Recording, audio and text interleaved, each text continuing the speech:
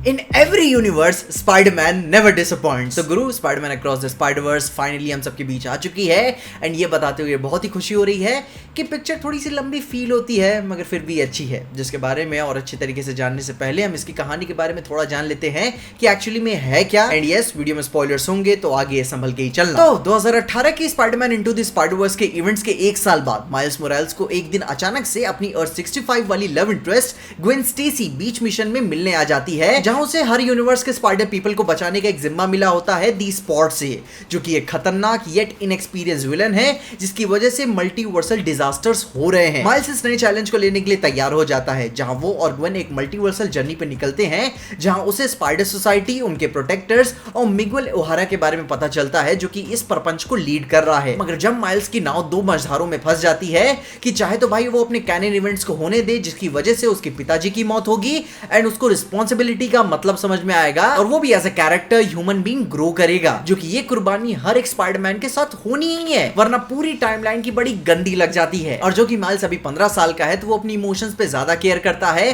और सबको बचाने के लिए दौड़ पड़ता है, जिसकी वजह से पूरी spider society plus Miguel plus the spot plus उसके विलन्स प्लस वो खुद, इन शॉर्ट पूरी कायनात उसे रोकना चाहती है, वरना पूरी कायनात की लग जाएगी। तो गुरु सबसे पहले मूवी के प्लस पॉइंट्स के बारे में बात कर लेते हैं, क्योंकि भले ही इसे क्रिटिक्स ने एक्स्ट्रा वैगेंट रेटिंग्स एंड प्यार जरूर दिए हों, मगर मूवी में मेरे मायनों में कुछ चांद में जैसे दाग होते हैं वैसे इसमें भी कुछ दाग हैं, जो कि उनके बावजूद भी पिक्चर अच्छी साबित होती है, जैसे चांद खूबसूरत दिखता है। जिसमें सबसे पहले इसके विजुअल्स की बात करें, जिसकी वजह से पिछली बार इन्होंने ऑस्कर लपेटा था, इसकी इज्जत करते हुए इन्होंने अपनी स्टोरी टेलिंग में रियलिटी एंड फिक्शन की लाइन को ब्लर करते हुए और भी अच्छा इसे साबित करता है, जिससे आज भी प्रूव होता है कि सुपर हीरो सिनेमा कोई गिमिक नहीं बल्कि ट्रूली कल्चर्स को इंस्पायर करता है। स्पेशली इसका फाइनल एपिलॉग एब्स्ट्रैक्ट एक्ट को भाई तो कह ही सकते हो कि उस टाइम पे भाई एनिमेटर्स शो ऑफ कर रहे थे, क्योंकि क्या कमाल का काम उन्होंने दिखाया हुआ है, कमाल की खूबसूरती है, लिटरली कह सकते हो कि ग्राउंड ब्रेकिंग क्रिएटिविटी उन्होंने वहां पे यूज की है, जो कि आपको happy, fun, exhilarating, emotional, suspenseful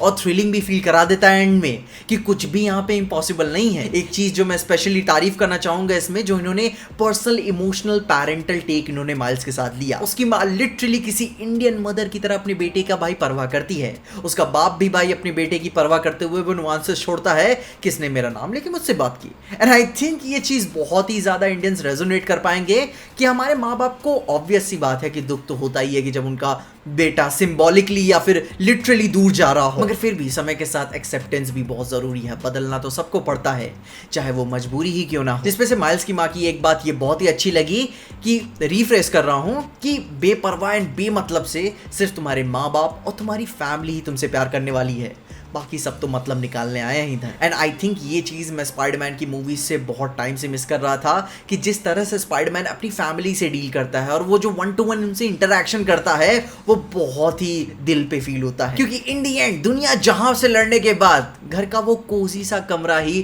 family के साथ मैटर करता है। जिसमें से इस मूवी की कमाल बना देने वाली माहौल की बात करते हैं, जो कि भाई वर्ल्ड बिल्डिंग को कैसे भूल सकते हैं, वही तो इसका मूड सेट करती है। वो लाइव एक्शन एंड एनिमेशन का ब्लेंड इतना सीमलेस है कि कहीं भी गलत फील नहीं होता, क्योंकि दुनिया जहां के आर्ट स्टाइल्स इसमें डाले गए हैं और वो एक्सेप्टेंस बड़ी खूबसूरती से हमारे दिमाग में जाता है, वो बिल्कुल भी खुद को होल्ड भी नहीं कर रहे होते। जिसमें से बाइज्जत तौर से मैं थैंक यू कहना चाहूंगा इसके राइटर्स की, जिन्होंने इंडियन स्पाइडरमैन पवित्र प्रभाकर को मूवी में इतना इंटीग्रल पार्ट बनाया। मुम्बैटन was really phenomenal and refreshing, जिसकी डिस्टिंक्ट दुनिया सच में कैरेक्टर्स को एक्सप्लोर करने के लिए और भी एक्साइटेड करती हैं, एंड जो कि आगे बियॉन्ड द स्पाइडरवर्स मूवी इसके पार्ट 2 में और भी ज्यादा ये इंपॉर्टेंट होने वाला है कैरेक्टर। मगर इसके ऊपर भी बाकी जो कैरेक्टर्स आते हैं, जो ग्वेन की ड्रीमी यूनिवर्स आता है, एंड स्पाइडर पंक का वो रिबेलियस ग्राफिक, मैं बता रहा हूं वो कैरेक्टर मुझे पर्सनली बहुत ही अच्छा लगा, उसे कोई नहीं रोक पाता। एंड जो टोन शिफ्ट उन्होंने लिया दी स्पॉट के साथ, दैट वाज रियली ड्रेडफुल, क्योंकि शुरू में वो भी बड़ा चूतिया से फील होता है, मगर एंड आते आते इतना टेरराइजिंग हो जाता है कि गांड मान लेगा आप तो सबकी। लेकिन गुरु जैसे मैंने बोला चांद में दाग होते हैं, ठीक उसी तरह इसमें भी कुछ कमियां हैं, जिसपे सबसे पहले मैं इसकी लेंथ पे सवाल जरूर खड़े करना चाहूंगा,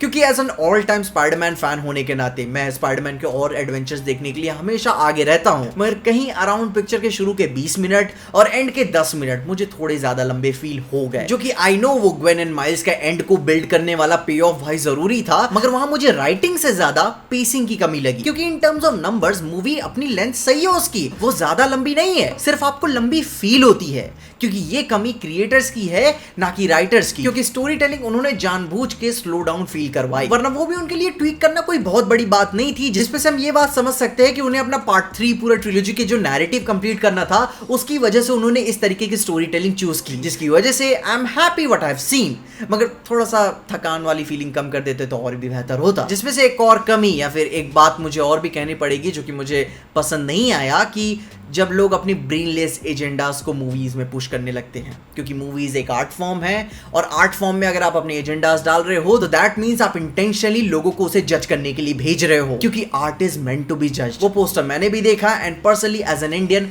मुझे पसंद नहीं आया। आई मीन जैसा डिज्नी ने या फिर पिक्सार ने बाकी सारी कंट्रीज के लिए अलग अलग मूवीज के कट्स निकाले थे, जैसे कि चाइना के लिए उन्होंने एक अलग कट निकाल दिया था, बाकी किसी देश के लिए और कट निकाल दिया था, तो इधर भी ऐसा किया जा सकता था, मगर फिर भी उन्होंने कुछ चीजों को पुश करना सोचा पूरी दुनिया के लिए। जो कि मैं बता सकता हूँ हर इंसान आपकी एक तरह नहीं सोचता, रिटेलिएशन आएगा, जिसमें मैं बोलना चाहूंगा कि बच्चों को तो अभी रहने दो। मैं 22 का हूँ, जो कि कह सकते हो कि अभी अभी बड़ा हुआ हूँ, जो कि मैं तो अपने टाइम में अपने स्कूल टीचर को पटाने और पावर रेंजर्स बनने की कोशिश कर रहा था। I know and we all know कि how a fragile mind works and yes मुझे ये बात निकालनी पड़ी, क्योंकि in real life to be honest I don't give a flying fuck कि तुम्हें क्या पसंद है, मगर एक मर्द होते हुए ये बात मैं जरूर बोल सकता हूँ कि having a dick is not an achievement। खैर इन सब बातों के अलावा पिक्चर अच्छी है, थोड़ी सी ठंडी है, बहुत ज्यादा गर्म भी है, मोस्टली फोकस्ड है प्योर स्टोरी टेलिंग पे, जो कि बहुत ही अच्छी बात है, इंस्पायर करती है सिनेमा को एंड लिटरली एक अचीवमेंट है कि ऐसे एनिमेशन ऐसी मूवीज से क्या क्या नहीं पॉसिबल है। एंड यस थोड़ा सा खुद पे से ग्रो करने के लिए टाइम दो, इसके न्यूआंसेस को समझो, पिक्चर बहुत अच्छी है। मे बी नेक्स्ट टाइम इस पे भी एक वीडियो ऐसे आ जाए काफी टाइम बाद। अपने ओपिनियंस मुझे कमेंट जरूर बताना, और इन्हीं सारी बातों के साथ साथ एक्सट्रैक्शन 2 भी आ रही है, जिसके लिए मैंने इस वीडियो में सारी चीजें कवर की है, जाके उसे जरूर चेकआउट कर लेना।